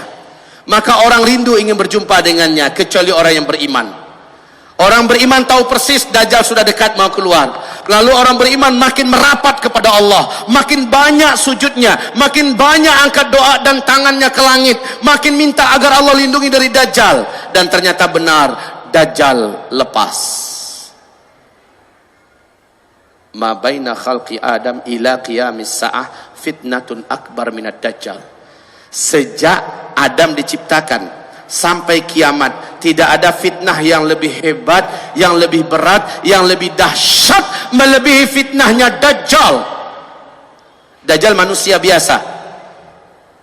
Ma min nabiyyin mursal, tidak ada seorang nabi pun yang diutus oleh Allah ke muka bumi melainkan pasti memperingatkan kaumnya tentang bahaya Dajjal. Hati-hati Dajjal, hati-hati Dajjal. Setiap nabi ingatkan kaumnya, hati-hati Dajjal. Dan Rasulullah bersabda sallallahu alaihi wasallam, kalau saat Dajjal itu keluar saya masih hidup, saya yang akan menghadang Dajjal, saya yang akan melawan Dajjal, kata Rasulullah. Tapi kalau saat itu munculnya Dajjal, saya sudah tidak ada. Setiap kalian harus melindungi dan membela dirinya sendiri-sendiri dari Dajjal. Kaum muslimin, Rasul menyebutkan Dajjal itu orangnya seperti ini, anak keturunan Adam. Dia lebih pendek dari kalian sedikit, hanya satu orang. Jangan pikir Dajjal itu sebuah kekuatan yang besar, ya. Dia lebih pendek daripada kalian. Mukanya jelek sekali, matanya dua, yang sebelah kanan kata Rasulullah tertutupi oleh melelehnya daging bagian atas menutupi mata, lalu bagian ujung daripada yang menutupi ini lengket ke pipi, dan ada membentuk semacam jengger ayam, ya, bergelantungan, jelek sekali Pak. Kemudian matanya yang sebelah kanan itu seperti mau keluar dan nampak lengkungan seperti ini. Mata sebelah kiri sudah mau lepas, warnanya hijau kaca. Rasul mengatakan kulit Dajjal itu putih pucat kemerah-merahan, rambutnya kribo, di sela-sela rambutnya yang kribo ada rambut-rambut yang lurus. Lehernya lebih panjang daripada leher kalian sedikit, bahunya mereng, dadanya lebar, full daging, sekel Pak, full daging, enggak gemuk tetapi sekel, lebar dadanya. Apabila dia berjalan, kata Rasulullah, kaki kiri dengan kaki kanannya, jempolnya saling berdekatan, dua mata kaki saling berjauhan, seperti ini. Jelek sekali. Kaum muslimin yang kami muliakan, tapi jangan lihat orang kayak gitu Dajjal gitu bilang, keturunan Dajjal, ya. Rasulullah menyebutkan khusus orang yang beriman, yang menurut Allah masih ada iman di dadanya. Karena banyak orang nanti merasa dirinya masih beriman, padahal menurut Allah sudah nggak ada lagi iman di dadanya. Khusus orang beriman, dia diberi oleh Allah kemampuan apabila sempat tiba-tiba kepergok atau berjumpa dengan Dajjal, dia pasti bisa melihat ada tulisan kafir, kafir di antara dua alisnya. Hanya orang beriman, padahal nggak nampak Pak, tapi khusus orang beriman seperti nampak, tertulis kafara di sini. Subhanallah kaum muslimin, menandakan kita hari itu masih beriman atau tidak kalau sempat. Dan jangan pernah, ya, mudah-mudahan tidak pernah kita berjumpa dengan Dajjal. Nabi mengatakan jangan pernah kalian berjumpa dengan Dajjal, jangan kalian pernah berjumpa dengan Dajjal. Demi Allah kata Rasulullah, Dajjal itu bergelar Al-Masih. Dajjal itu bergelar Al-Masih, Al-Masih Dajjal. Apa makna Al-Masih? Sang penghapus. Dajjal itu ketika dia berjumpa dengan orang, hapuslah iman orang itu, menguap. Bahkan kata Rasulullah, akan datang nanti seorang lelaki yang sangat yakin imannya tidak akan hilang, seorang lelaki yang merasa imannya sudah kuat dan dia tidak akan berubah, tidak akan murtad bila berjumpa dengan Dajjal. Lalu dia keluar dari rumahnya, berjumpa dengan Dajjal. Ketika mana dia bertatapan saling melihat, saat itu hilanglah iman dari dadanya dan dia pun langsung sujud menyembah Dajjal. Padahal laki-laki ini sangat kuat iman. Maka Nabi haramkan umatnya, jangan pernah nak berjumpa dengan Dajjal. Jangan pernah, apalagi niatnya meminta tanda tangan. Siapa yang berjumpa dengan Dajjal, murtad, kafir kepada Allah. Dan siapa yang sudah kafir kepada Allah, sampai matinya dia tidak akan pernah lagi beriman kepada Allah. Siapa yang mati, siapa yang kafir gara-gara beriman kepada Dajjal, dia kafir kepada Allah saat itu juga, sampai matinya dia tidak akan pernah lagi beriman kepada Allah. Dajjal memiliki kemampuan sihir yang teramat sangat kuat dan dahsyat, sehingga seluruh dukun-dukun ahli-ahli sihir terhebat di muka bumi akan sujud menuhankan Dajjal. Seluruh pemimpin-pemimpin dunia akan sujud menyembah Dajjal. La haula wala quwata illa billahil aliyil azim. Dajjal memiliki magic yang sempurna kaum muslimin. Dan yang paling menakjubkan, nanti baca di kitab Ensiklopedia Akhir Zaman, calon-calon pengikut Dajjal, ketika Dajjal akan keluar, ada ciri-cirinya. Nanti selepas zuhur saya uraikan. Salah satunya, kaum muslimin yang kami muliakan, Dajjal ini dilayani dan diikuti sepenuhnya oleh setan-setan jin. Coba bayangkan, iblis yang mempunyai bala tentara dari setan-setan yang tidak terkira banyak di jumlahnya di muka bumi ini, bersatu berpihak dengan Dajjal. Maka merekalah yang akan membuat makar seolah-olah Dajjal betul-betul Tuhan asli. Betul-betul Dajjal itu Tuhan yang asli. Dajjal menunjuk ke langit, berkumpullah awan, air hujan pun turun. Dajjal menunjuk ke bumi yang gersang dan tandus, bumi itu langsung menjadi subur. Tanah-tanahnya menimbulkan buah-buahan dan rumput-rumputan yang tebal. Hewan ternak kelihatan gemuk-gemuk dan sehat. Dajjal menunjuk ke arah kuburan. Satu pemakaman itu, satu kuburan itu bangkit manusia yang kembali utuh dengan tubuh yang sehat, ya. Dan dia mengatakan, anakku, ayah telah dihidupkan oleh Tuhan kita. Ini adalah Tuhan kita. Berjumpa suami yang sudah meninggal dengan istrinya, istriku, ini adalah Tuhan kita, lihat aku telah dihidupkannya. Padahal kaum muslimin, Rasul mengatakan seluruh yang bangkit dari kuburan itu adalah setan-setan yang menjelma menjadi manusia yang dulu pernah mati. Bukan orang yang sudah mati itu, tapi setan yang menjelma dalam wujud manusia-manusia dulu yang telah mati. Orang beriman harus tahu ini rahasia-rahasianya. Tidak ada satu orang pun yang mampu bertahan ketika berjumpa dengan Dajjal. Tidak ada, seluruhnya akan rontok imannya. Tapi kata Rasul, orang beriman yang terserempak. Bahasa Indonesia terserempak ini apa ya? Ini bahasa Malaysia nih. Terserempak itu apa-apa? Mendadak ketemu gitu. Dia sudah berusaha menghindar dan dia nggak tahu kalau Dajjal sudah sampai ke kotanya, lalu mendadak ketemu. Kepergok. Ya sudah, pokoknya ketemu gitulah. Tanpa direncanakannya. Kata Rasulullah, wajib ketika itu membaca surat Al-Kahfi di depannya. Bacalah 10 ayat pertama atau 10 ayat terakhir. Jangan lepaskan bacaan itu, ya. Teruslah baca sampai dia betul-betul sudah lepas dari Dajjal. Tutup mata, tundukkan wajah, bacalah surah Al-Kahfi. Alhamdulillahilladzi anzala ala abdihil kitab. Terus baca sampai ayat ke-10, ulang balik baca. Sampai ke-10, ulang balik baca. Betul-betul baru berhenti setelah dia buka mata sudah nggak ada siapa-siapa, selesai. Tapi kalau nggak hafal ini, nah ini yang bahayanya, Pak. Pas ketemu Dajjal baru cari Quran. Nggak masanya lagi cari Quran. Tunggu om, cari Quran dulu. Habis nih. Makanya diperintahkan menghafal surat Al-Kahfi.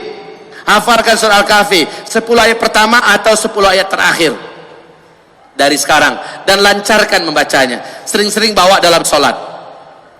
Baik, Dajjal ini kata Rasulullah ketika dia muncul, seluruh kota-kota di muka bumi akan dimasukinya, dan dia tidak akan memasuki perkampungan, dusun-dusun, lembah-lembah. Dia tidak akan masuk ke daerah yang sedikit manusianya. Di mana manusia yang banyak, Dajjal akan sampai ke situ. Saat Dajjal sampai di situ, magicnya dan kekuatan sihirnya langsung menyebar, sehingga para wanita-wanita pada umumnya kata Rasulullah seperti tertarik untuk keluar dari rumah ingin berjumpa dengan Dajjal. Maka sabda Rasulullah SAW, bila kamu dengar Dajjal sudah sampai ke kota kamu, carilah istri-istri kamu, bawa ke rumah, ikat dia di dalam rumah. Carilah ibunda kamu, bawa ke rumah, ikatlah mereka di rumah, tambatkan mereka ke tiang, ikatkan kakinya. Baca itu hadis, ini hadisnya sahih, jangan katakan saya mengarang-arang. Ensiklopedia Akhir Zaman, Nabi perintahkan, kalau kamu dengar Dajjal sudah sampai masuk ke kota kamu, segera kamu kumpulkan istrimu, anak-anak gadismu, emak-emak kamu, karena yang paling banyak terkena kekuatan sihirnya Dajjal adalah kaum wanita. Ikatkan mereka di rumah-rumah kamu, tambatkan kaki mereka ke tiang-tiang rumah agar mereka tidak keluar. Saking kuatnya, Pak. Bagaimana kalau seandainya iman kita sendiri lemah? Ya udah, dengan bapak-bapak ke bawah. Bawa bini, bawa anak, ayo nah. Maka dengan ini memastikan kita wajib memperkuat iman. Kita wajib memperteguh akidah, meluruskan tauhid. Kalaulah Allah beri saya rezeki, Saya punya peralatan yang bisa lengkap, kamera lengkap. Saya ingin syuting tiap hari bagaimana menggiring menjadi ahli tauhid di akhir zaman. Bagaimana tauhid yang sebenarnya, mulai dari pembahasan Asmaul Husna, pembahasan tentang la ilaha illallah, pembahasan-pembahasan yang akan menguatkan tauhid. Biar tidak berjumpa pun kita, Bapak bisa mengaksesnya di YouTube. Kalaulah Allah kasih rezeki. Tetapi kaum muslimin, hamba-hamba Allah yang kami muliakan, sampai hari ini niat itu belum kesampaian. Kaum muslimin, kita lanjutkan. Dajjal ini, kata Rasulullah, akan muncul dengan tanda-tanda alam yang tidak bisa ditutupi. Dia akan muncul dengan tanda-tanda alam yang tidak bisa disembunyikan, nggak bisa juga dikarang-karang. Di dalam hadis Sahih Muslim, Tamim Ad-Dari bercerita pertemuannya dengan seorang lelaki bertubuh gumpal, terikat dengan rantai yang besar kakinya, dan rantai itu menghubungi kedua tangannya, terikat di dua tangannya, dan juga rantai itu menghubungi lehernya, terikat lehernya, tergeletak di lantai di sebuah pulau di Laut Yaman, dalam salah satu kuil tua. Tamim Ad-Dari dengan 20 awak kapalnya bertanya, celakalah engkau, siapa engkau? Kata lelaki yang terikat itu, kalian tidak usah takut kepada saya terikat dan saya tidak akan bisa menyakiti kalian. Apakah kalian datang dari Arab? Tamim Ad-Dari menjawab, benar, kami dari Arab. Sudah lama saya menanti-nanti orang Arab masuk ke pulau ini. Saya mau mendengarkan perkembangan dunia terkini seperti apa. Dia bertanya, apakah sudah muncul seorang lelaki di Arab? Dia adalah orang ummi, ngaku-ngaku sebagai nabi, namanya Ahmad. Udah keluar belum? Maka dijawab oleh Tamim Ad-Dari, sudah. Sebentar lagi. Kalau begitu sebentar lagi. Kalian beriman nggak dengannya? Ada yang beriman kepadanya, ada yang tidak beriman. Beruntunglah yang mau beriman kepadanya, kata laki-laki ini. Lalu dia bertanya, dijawab. Pertanyaan berikut ini yang penting, Pak. Dia bertanya tentang buah kurma di kebun kurma Baisan. Tamim Ad-Dari mengatakan, apanya yang ingin kamu tanyakan? Laki-laki yang terikat itu berkata, sekarang masih berbuah enggak? Sekarang buahnya banyak, lebat. Tidak lama lagi buahnya akan berakhir. Itu adalah tanda-tanda saya akan lepas. Lalu dia bertanya lagi tentang Danau Tiberias. Danau Tiberias, apanya yang ingin kau tanyakan? Kata Tamim Ad-Dari, apakah masih ada airnya sekarang? Menjawablah laki-laki yang terikat itu, airnya sekarang tidak berkurang dan banyak. Laki-laki itu yang terikat ini berkata, tidak lama lagi danau ini akan mengering, tinggal tersisa sedikit. Saat itu saya lepas dan saya bebas. Ketahuilah oleh kalian, saya adalah Al-Masih, kata laki-laki yang terikat itu. Saya adalah Al-Masih. Dia tidak mau menyebutkan namanya lengkap, Al-Masih Dajjal. Dia hanya mengatakan, saya adalah Al-Masih. Ketika saya lepas, saya bebas, saya akan masuki seluruh kota-kota di muka bumi ini.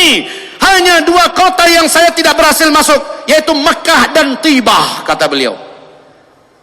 Ketika Tamim menceritakan ini kepada Nabi Muhammad dan dia menyatakan Islamnya, Nabi berkata kepada seluruh kaum muslimin yang ada di Madinah, ketahuilah oleh kalian, lelaki yang ada di pulau Laut Yaman itu, dia adalah Dajjal. Dialah Dajjal. Demi Allah, ciri-ciri yang aku ceritakan kepada kalian lengkap semua yang ada diceritakan oleh Tamim barusan kepada saya. Tibah yang dimaksud oleh lelaki Dajjal itu adalah Madinah ini. Jadi Mekah Madinah hanya 2 kota ini yang Dajjal tidak bisa masuk.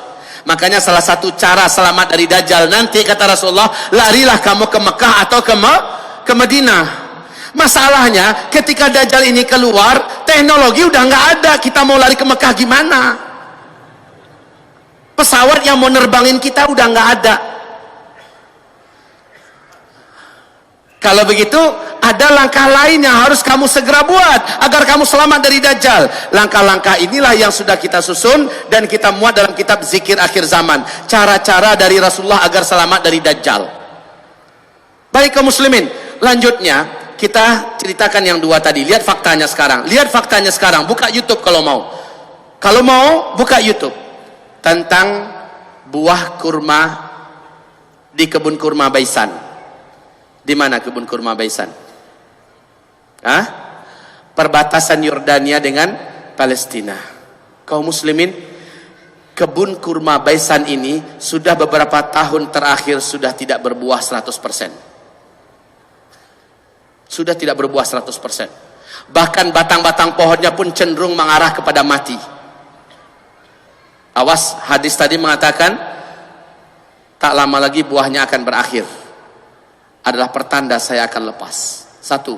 Yang kedua, dia bertanya tentang Danau Tiberias. Masih berair enggak? Kami menjawab sekarang ini airnya banyak, enggak berkurang. Sebentar lagi airnya akan susut. Ketika benar-benar akan habis, berarti saya sudah lepas. Untuk Bapak Ibu ketahui, di sini nanti buka halaman 800. Hadis Nabi mengatakan bahwa sesungguhnya tanda di antara Dajjal itu akan keluar adalah Danau Tiberias akan menyusut. Faktanya, Danau Tiberias ini sekarang tuh di Israel, Pak. Sekarang letaknya di Israel, perbatasan dekat perbatasan dengan Lebanon. Danau Tiberias ini kaum muslimin, ini permukaan danau, ini dasarnya. Ya. Danau ini tidaklah dalam, hanya 45 meter saja. Hanya 45 meter saja, enggak dalam. Sejak bumi terkembang, danau ini belum pernah susut, Pak, airnya. Tapi tahukah Bapak Ibu, perkembangan terakhir sejak hitungan 2003 sampai 2013, 10 tahun terakhir, pemerintah Israel telah panik sejadi-jadinya panik. Sehingga diumumkan di televisi resmi mereka tentang kondisi Danau Tiberias. 10 tahun terakhir, Danau Tiberias yang kedalamannya hanya 45 meter telah menyusut 16 meter. 16 meter ini bukan sedikit, jumlah yang signifikan. Ya, jadi dari permukaan sudah susut seperti ini, 16 meter, lebih 30% loh, Pak. Akhir 2013. Sekarang 2015 akhir, dicek kondisi Danau Tiberias sekarang, bagian yang menonjol dari dasar danau sudah kelihatan seperti pulau-pulau kecil. Berarti semakin menyusut. Menjerit pemerintah Israel hari ini, ketakutan yang tidak bisa disembunyikan, Pak. Sebab apa? Sebab Danau Tiberias ini sumber air satu-satunya bangsa Yahudi di Israel. Mereka tidak punya mata air yang lain. Mereka tidak punya sungai. Hanya ini sumber mereka satu-satunya. Dan ini terus menyusut, terus menyusut, terus menyusut. Kalau Bapak Ibu nggak percaya, buka YouTube. Nggak percaya juga dengan YouTube, khalas ada paspor nggak? Pergi sana, saya ongkosin PP. Kalau ada paspor, saya pergi, pulang, saya ongkosin. Nginepnya 2-3 hari sana, hotelnya saya tanggung. Tapi kalau ternyata memang menyusut, pulangnya kembalikan uang saya. Iya, kembalikan uang saya kalau nggak percaya. Kan ada juga tipe orangnya toh, Allah itu cuma ngomong doang, ya sudah pergi sana. Kalau perlu dengan biaya buat paspornya saya tanggung. Kalau nggak percaya, baik Bapak Ibu yang kami muliakan, la haula wala quwata illa billah, informasi ini akurat. Ini nggak bisa ditutup-tutupi, nggak bisa dibuat-buat. Inilah yang menjadikan para ulama di Timur Tengah berkata, hadza zamanu khurujid dajjal. Inilah zaman kita hidup ini, si dajjal terlaknat itu akan lepas. Zaman saya hidup, zaman Bapak hidup, zaman ibu-ibu hidup, Bu, makhluk celaka ini akan lepas. Tanda-tandanya sudah sangat nyata. Ya Karim, ya Rab. Wallahi, jangankan Bapak, saya saja kalau berjumpa dengan Dajjal, saya yakin tak tentu saya akan selamat. Ulama-ulama kita kalau berjumpa dengan Dajjal mungkin akan tanggal iman dari dada mereka, saking dahsyatnya makhluk celaka ini. Jadi Pak, makhluk ini akan lepas tak lama lagi kalau melihat tanda-tanda ini. Baik, Rasulullah bersabda, hanya seorang remaja lelaki yang berjumpa nanti dengan Dajjal, ternyata dia seorang yang nggak mau sujud. Dajjal bertanya kepadanya, kenapa kamu tidak mau sujud kepada saya? Tak, saya Tuhan kamu. Tidakkah engkau lihat manusia seluruhnya sujud kepada saya? Remaja lelaki ini berkata, sorry ya, sujud kau hanyalah untuk Allah dan kamu adalah makhluk. Saya tidak akan sujud kepada makhluk. Dajjal marah kepadanya, jika kamu tidak mau sujud kepada saya, kamu tak bunuh. Kata remaja ini, tafadhol, silakan. Maka Rasulullah bersabda, dijambaknya rambut remaja laki-laki ini dengan gergaji dibelah duanya kepala remaja laki-laki ini. Dibelah dua, si remaja laki-laki mengucapkan la ilaha illallah, dia pun syahid. Terbelah sampai ke dada, terjatuh. Darah bersimbah di lantai. Dajjal mengelilinginya satu kali keliling sambil komat kamit mulutnya membaca mantra-mantra tertentu. Membaca mantra-mantra tertentu. Setelah selesai, Dajjal menunjuk ke arahnya, "Qum, bangkitlah kamu." Allah izinkan, kata Rasul, Allah izinkan. Ini benar-benar nyata, bukan lagi setan yang menjelma, ya. Allah izinkan remaja laki-laki ini tubuhnya kembali menyatu. Kalau dalam film-film dongeng ini ilmu rawa rontek. Nyatu kembali, bertemu kembali tubuhnya, dan remaja ini kembali bangkit. Dajjal bertepuk dada dan bangga kepada para pengikutnya. Kalian lihat, sudah saya bunuh nih anak, dan sekarang saya hidupkan dia di depan mata kalian. Semakin percaya mereka ini memang Tuhan. Sementara si remaja lain lagi, setelah dia bangkit, apa kata Dajjal? Sujud sekarang. Saya sudah buktikan kepada kamu, saya Tuhan kamu. Kamu sudah saya matikan dan saya hidupkan sekarang.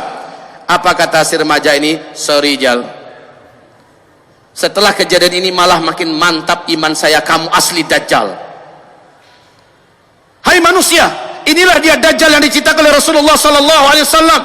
Rasulullah telah menceritakan akan ada seorang remaja lelaki yang akan dibunuh oleh Dajjal karena tidak mau sujud kepadanya, dan Dajjal menghidupkannya kembali dengan izin Allah. Remaja-remaja itu hidup, tetapi setelah itu Dajjal tidak akan sanggup lagi membunuhnya kali kedua, dan juga tidak ada sanggup membunuh manusia manapun. Hai manusia, taubatlah kalian, ini adalah Dajjal, kafirilah oleh kalian dia. Dajjal marah kepadanya, ingin membunuhnya kali kedua. Memang kemampuannya sudah dicabut oleh Allah Subhanahu wa taala.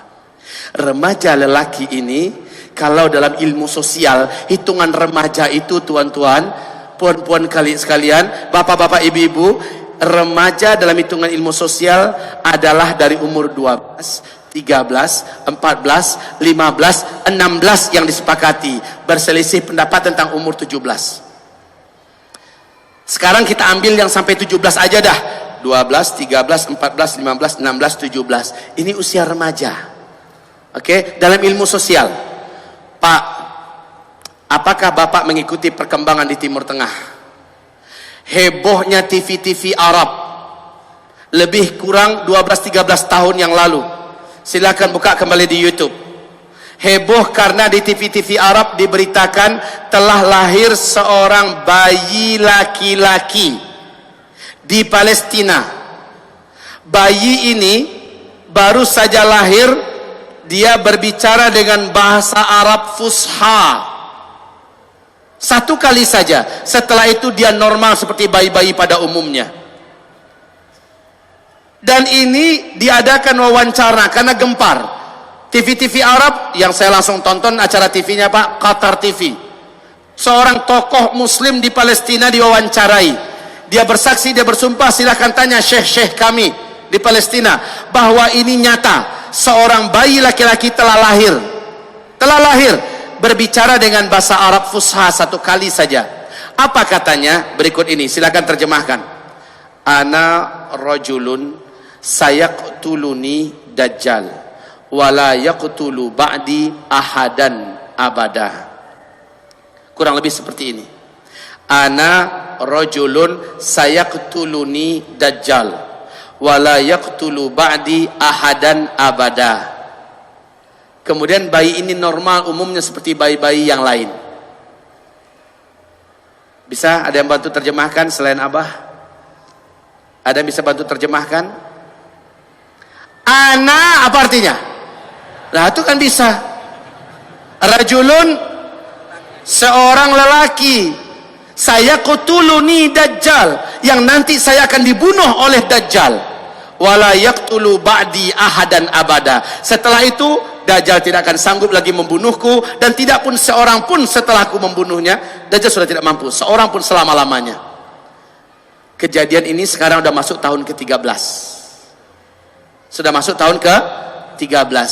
Seandainya berita ini sahih, seandainya berita ini sahih, maka semakin menguatkan keyakinan kita, sudah sangat dekat Dajjal terlaknat itu akan keluar. Umurnya sekarang masuk 13.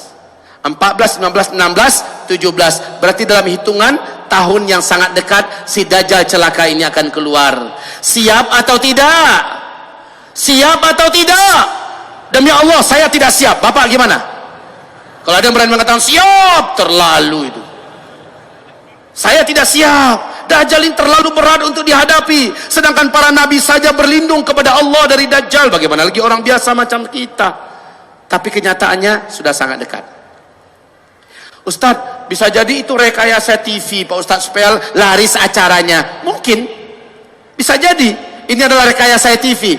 Dibuat-buat agenda dan acaranya. Tetapi kaum muslimin, ini TV-TV Arab memuat semua ya. Jika ini memang rekayasa, bagaimana tentang Danau Tiberias? Bisa direkayasa nggak ini? Nggak bisa. Bagaimana dengan pohon kurma di kebun kurma Baisan? Bisa direkayasa nggak? Nggak. Karena hadisnya sahih. Taib kaum muslimin hamba-hamba Allah yang kami muliakan, tentang kemunculan Dajjal, tanda-tandanya sudah sangat-sangat dekat. Bapak lihat, hampir negara-negara besar di dunia mempersiapkan kemunculan Dajjal.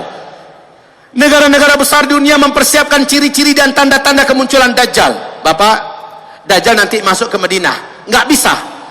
Ketika gagal masuk Mekah, nggak bisa. Dia berusaha masuk Madinah juga tidak bisa. Kenapa tidak bisa? Sudah ada malaikat yang menghunus pedang di tiap-tiap pintu masuk Mekah atau Madinah. Maka Dajjal tak berhasil masuk. Dajjal naik ke atas sebuah bukit di luar kota Madinah, kata Rasul, dan melihat ke arah Madinah. Dajjal berkata sambil menunjuk ke masjid Nabi, itu adalah istana putihnya si Ahmad. Itu adalah istana putihnya si Ahmad. Dia menghentakkan kakinya 3 kali di atas bukit itu. Gempa ke satu kota Madinah. Orang-orang munafik, orang-orang musyrik yang tinggal di dalam kota Madinah keluar seluruhnya, keluar dari kota Madinah, bergabung dengan Dajjal. Dan ketahuilah, bukit tempat dia menghentakkan kaki disebut dengan Bukit Garam. Oleh ulama sekarang disebut dengan Bukit Dajjal. Tahu tidak Bapak Ibu, di mana bukit ini berada di Madinah? Di luar kota Madinah. Sekarang bukit itu di atasnya sudah dibangun istana kerajaan. Jadi yang Bapak lihat masuk ke Madinah, pergi ke Uhud, ada nampak satu bukit didirikan istana, itu adalah bukitnya Dajjal. Itu Bukit Garam. Masya Allah. Kayak dipersiapkan, inilah tempat ente nanti wahai Dajjal. La haula wala quwata illa billah. Kaum muslimin yang kami muliakan. Sementara istana putih yang ditunjuk oleh Dajjal ke Masjid Nabawi, ketika Nabi melafazkan hadis ini, seperti apa kondisi Masjid Nabawi? Lantainya saja masih tanah. Betul? Lantainya saja masih tanah, tiang-tiangnya masih pohon kurma, atapnya masih pelepah kurma. Sementara Dajjal di akhir zaman mengatakan itu istana putihnya si Ahmad. Masjid Nabawi sekarang kondisinya mirip istana enggak? Mirip kaum muslimin. Ketika Dajjal menunjuk itu adalah istana putihnya Muhammad, kondisi Masjid Nabawi sekarang lah yang paling cocok. Masya Allah. Baik, Dajjal tidak lama setelah dia keluar, bumi ini dikelilinginya, masanya tidak lama, hanya 1 tahun 2 bulan 2 minggu Dajjal pun selesai masanya. Kenapa? Muncul tanda besar kiamat yang ketiga. Turunnya dari langit manusia yang sudah disimpan oleh Allah, khusus muncul di akhir zaman membunuh Dajjal. Siapa?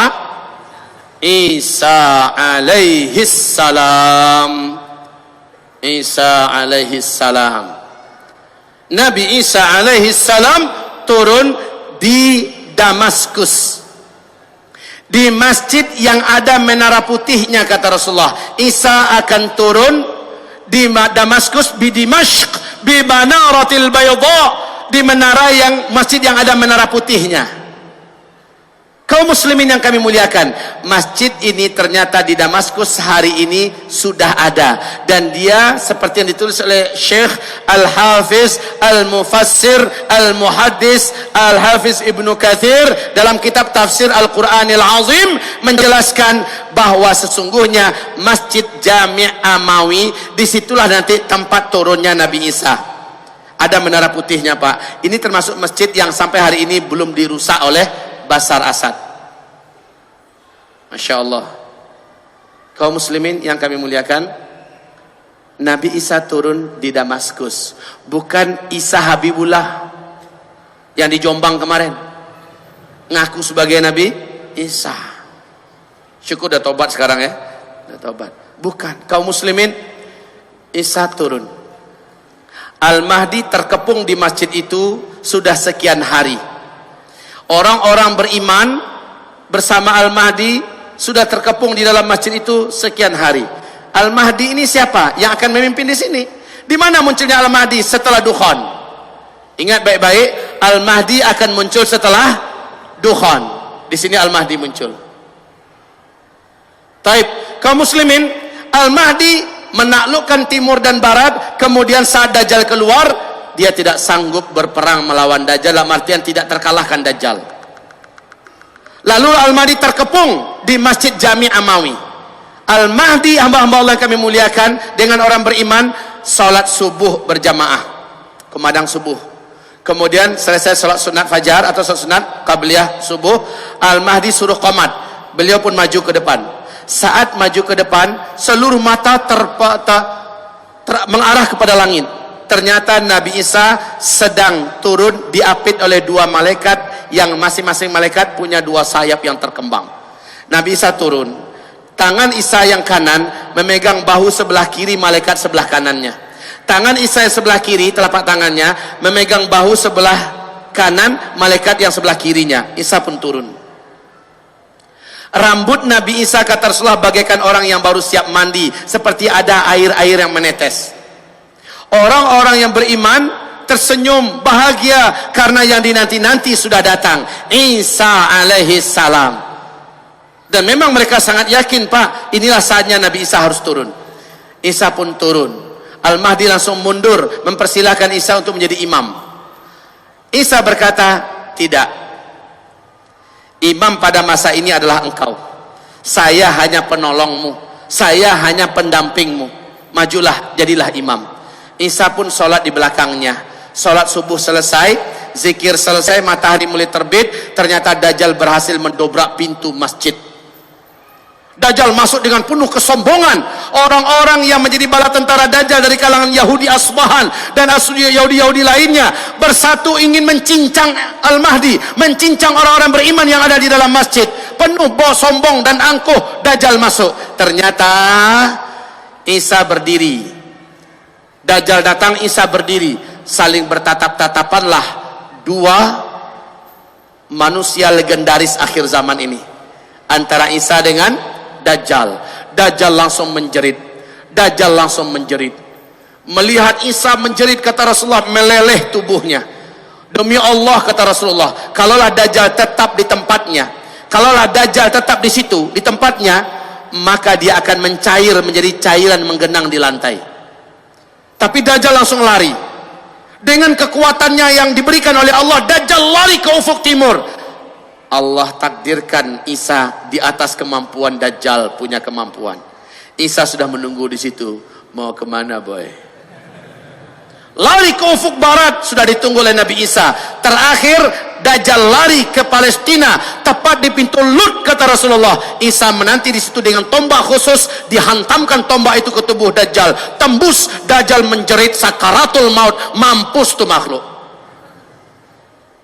Darah yang membasahi tombak datang kembali dari Palestina dengan kecepatan yang Allah takdirkan, bergabung dengan Al-Mahdi dan orang-orang beriman.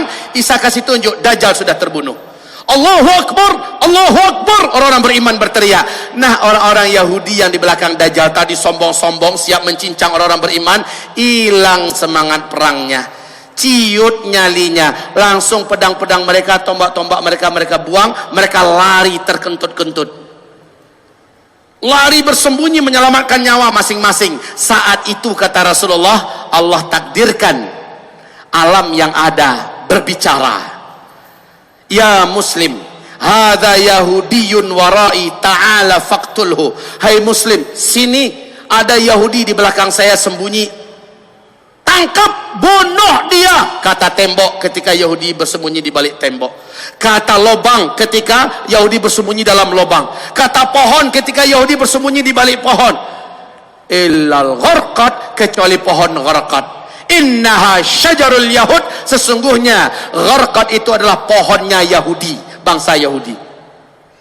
Makanya 12 tahun yang lalu, Pak, Rabi-rabi Yahudi telah memerintahkan siapapun jadi Perdana Menteri wajib menanam pohon gharqad sebanyak-banyaknya. Maka start penanaman pohon gharqad di Israel lebih 12 tahun yang lalu bermula dari 2 juta batang pohon gharqad, yang hari ini sudah setinggi 14, 15 dan 16 meter, Pak. Udah standby itu pohon gharqad. Mereka tahu ini akan menjadi pohon kita di akhir zaman. Aneh itu. Dia tahu dari hadis Nabi, mereka percaya gharqad inilah pohon kemenangan mereka di akhir zaman. Mereka tanam banyak-banyak. Tapi kan udah bocor duluan ke tangan orang beriman kan? Hadisnya sudah ada. Orang beriman tahu nih kemana sisa Yahudi. Pasti ke kebun pohon gharqad. Oh, udah orang beriman datang bawa pedang-pedang mereka. Lihat ada Yahudi cincang. Ada Yahudi habis Yahudi sehabis-habisnya habis. Kemudian agama Nasrani dihapuskan oleh Nabi Isa alaihissalam, salib dibinasakan, lalu Isa mengajak kembalilah ke agama tauhid yang diajarkan Nabi Muhammad sallallahu alaihi wasallam. Orang-orang Nasrani mengucapkan asyhadu an la ilaha illallah wa asyhadu anna Muhammadan Rasulullah. Kaum muslimin, muncullah tanda besar kiamat yang ketiga. Yang keempat, nauzubillah, dan ini sekaligus menjadi penutup fase keempat. Apa yang Allah ceritakan di surat Al-Kahfi? Lepaslah bangsa yang dikurung oleh Zulkarnain. Bangsa ini hobi perang dan tak terkalahkan. Bangsa ini tak punya hati, tak punya perasaan. Mereka anak keturunan cucu Adam, hidungnya pesek-pesek, mukanya bulat-bulat, kata Rasulullah, seperti kuali yang kena tampar pantat kuali itu, sehingga pesek, penyet. Dan mereka jumlahnya dalam 1000 manusia 999 jumlah mereka, satu kita. Makanya kata Allah kepada Nabi Isa, "Hai Isa, hari ini tidak ada yang sanggup mengalahkan mereka. Bawalah hamba-hambaku yang beriman kepadaku bersamamu ke atas gunung Tursina. Hari ini tidak ada yang sanggup mengalahkan Ya'juj dan Ma'juj." Inilah dia tanda besar kiamat yang keempat, Ya'juj dan Ma'juj. Ya'juj dan Ma'juj. Kaum muslimin, Ya'juj dan Ma'juj ini jumpa anak-anak mereka bunuh, jumpa wanita mereka bunuh, jumpa laki-laki mereka bunuh, siapapun manusia yang mereka temui pasti mereka cincang, mereka bunuh. Hewan ternak yang mereka jumpai pasti mereka makan. Mereka benar-benar brutal, tak punya perasaan, tak punya hati. Sisa air danau Tiberias yang masih tersisa, kata Rasulullah, rombongan Ya'juj Ma'juj yang paling pertama lepas menuju kepada danau ini karena haus, mereka minum airnya. Saking banyaknya jumlah mereka, sisa air yang ada itu habis oleh mereka. Rombongan yang belakang menyusul, loh kok udah kering? Padahal kawan-kawannya di depan yang habisin. Kaum muslimin, permukaan bumi kata Rasulullah tertutupi oleh banyaknya jumlah mereka. La haula wala quwata illa billah. Saya nggak tahu Ya'juj Ma'juj tuh sampai nggak ke sini, ke Sentul. Saya nggak tahu sampai atau tidak ke Indonesia, wallahu a'lam. Yang pasti kata Rasulullah, Jazirah Arab, Khurasan, Syam akan tertutupi oleh banyaknya jumlah Ya'juj dan Ma'juj. Memang luar biasa kaum muslimin. Isa singkatnya lari ke atas gunung Tursina, orang-orang beriman ikut dengannya. Sejauh mata memandang, Ya'juj Ma'juj semuanya, kemana saja mata memandang. Kayak semut menutupi bumi, Pak, banyaknya, dan mereka masing-masing membawa senjata. La haula wala quwata illa billah. Lalu Nabi Isa angkat tangan, ya Allah, tidak ada yang sanggup menghadapi Ya'juj dan Ma'juj ini kecuali hanyalah Engkau. Habisilah mereka dengan caramu ya Rabbal Alamin. Lalu Allah matikan mereka serentak. Allah datangkan ulat-ulat yang tak ada ribaza menggerogoti dan memakan tubuh mereka. Mereka menggelepar di mana-mana, mati. Kuman-kuman bakteri menyatu dalam menghabisi mereka. Satu muka bumi mati Ya'juj dan Ma'juj. Bumi menjadi busuk sebusuk-busuknya. Nabi Isa kembali berdoa, ya Rabb, tidak ada yang mampu membersihkan bumimu kecuali hanyalah Engkau. Bersihkanlah wahai Rabbul Alamin. Allah pun mendatangkan dari langit burung-burung yang besar. Jumlah burung tersebut kata Rasulullah siang bolong macam ini, Pak, langsung menjadi gelap gulita, seperti malam, tengah malam jam 1 jam 2, pekat segelap-gelapnya. Ternyata burung itu menutupi langit. Banyak betul jumlahnya, Pak. Satu ekor burung tersebut, kata Rasulullah, besar lehernya dan bentuk lehernya mirip dengan leher onta. Kebayang badan burung itu seperti apa? Burung tersebut menukik ke bumi. Semua yang saya jelaskan hadisnya sahih. Bapak dapatkan di kitab ini. Hadis riwayat siapa, nomor berapa, di kitab apa, supaya jangan ada yang mengatakan ini takhayul ya, ini dongeng ya. Saya menyampaikan semuanya berdasarkan kepada dalil. Baik, burung tersebut menukik. Satu ekor burung mengangkat satu bangkai Ya'juj Ma'juj dan dibawa terbang. Kemana dibawa terbang? Dan di mana burung itu sekarang Allah sembunyikan? Mau tahu jawabannya? Mau tahu? Saya jawab sekarang. Mau tahu, Bu? Burung itu di mana sekarang? Sebegitu banyak jumlahnya. Lalu bangkai ini kemana dibawa lari oleh itu burung? Jawaban saya adalah jawaban yang diajarkan oleh guru Imam Syafi'i, yaitu Imam Malik bin Anas. Dan ini jawaban paling ilmiah yang paling senang melepaskannya. Ini adalah jawaban yang membuat Bapak tidak ingin lagi bertanya. Jawabannya adalah entah. Selesai. Di mana burung itu sekarang? Entah. Kemana bangkai-bangkai ini dibawa oleh burung itu? Entah. Tapi burung ini pasti datang, ada hadisnya. Jumlahnya sangat banyak, ada hadisnya. Bentuk burungnya seperti itu, ada hadisnya. Di mana burung itu Allah sembunyikan sekarang? Nggak ada hadisnya, tidak ada ayatnya. Karena nggak ada, jangan ngarang-ngarang. Ini masalah gaib.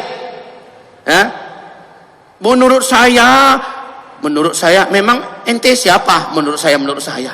Rasul aja nggak tahu, maka jawaban yang paling aman adalah entah. Kemarin ada yang bertanya pada saya, Pak Ustadz, kenapa harus entah jawabannya? Kenapa bukan Allahu a'lam saja? Begini, Pak, Allahu a'lam itu adalah istilah para ulama ahli fikih. Ada perbedaan-perbedaan pendapat, manakah yang paling benar di antara perbedaan pendapat itu? Baru jawabannya Allahu a'lam. Allah yang maha tahu, ya. Baik Bapak Ibu yang kami muliakan, setelah Ya'juj Ma'juj dihabisi oleh Allah, dunia langsung menjadi tenang dan aman. Kemudian kita masuk fase kelima. Fase kelima, jangan kemana-mana, tetaplah di tempat. Insya Allah kita akan lanjutkan setelah kita melakukan beberapa agenda berikut ini. Saya stop sampai di sini. Allah yang maha mengampun, semoga Allah mengampuni saya. Semoga Bapak Ibu yang kami muliakan, lepas zuhur ini materi kita semakin menegangkan, materi kita semakin mencengkram. Tetapi yang paling penting selepas zuhur, materi kita adalah materi kunci. Apa yang harus kita buat? Persiapan apa yang mesti kita lakukan? Inilah dia yang akan kita jawab nanti selepas salat zuhur, insyaallah taala. Demikian dari saya. Subhanakallahumma wa bihamdika asyhadu an la ilaha illa anta astaghfiruka wa atubu ilaik. Wassalamualaikum warahmatullahi wabarakatuh. Waalaikumsalam warahmatullahi wabarakatuh. Khafillah rahimakum.